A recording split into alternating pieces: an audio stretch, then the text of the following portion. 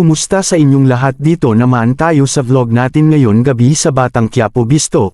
Unang-una sa lahat ito ay teaser video lamang para ma-update sa Batang Quiapo.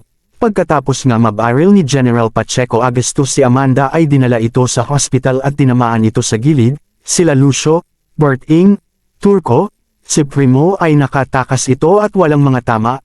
Ito sila ay nakahanap ng damit para may masut ito.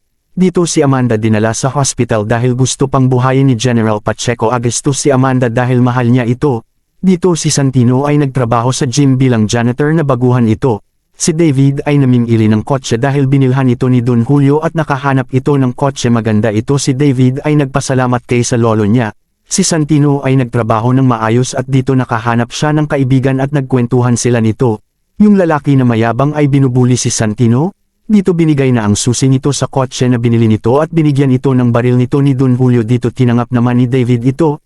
Dito pagkatapos na binigyan ay sumaya. Si David nito dahil may kotse na ito umalis siya habang nag-drive ay sumaya ito dahil may sasakyan na. Sa hospital si General Pacheco Augustus ay nag-alala ito para kay Amanda at sinabihan ito ng doktor ay gawin lahat para mabuhay ito. Yung mga pulis ay naghanap ng ebidensya kung patay na sila ito. Dito na-critical pa si Amanda sa kalagayan niya kaya si Pacheco Augustus ay nag-alala ito. Tumawag si Colonel Suarez kay Augustus na kung saan sinabihan ito na wala kami nakita bangkay kay Primo kaya galit na galit ito dahil di pa namatay si Primo.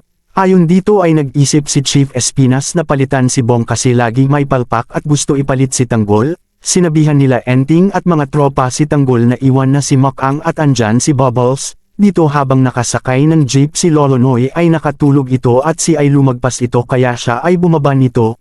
Ngayon habang naglakad ito ay nakita si Beng at tinawag ito at dito tiningnan ito sa salamin ay si Beng kaya ginawa nito ni Lolo Noy ay pinasok ito sinabi na Beng pero ito si Beng ay di pinansin di nagpaalata ito na mayaman.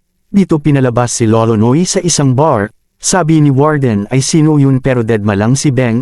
Pero si Tanggol ay lagi pa rin iniisip si Makang kasi mahal pa niya ito. Huwag kalimutan subscribe at follow ang channel natin. Salamat.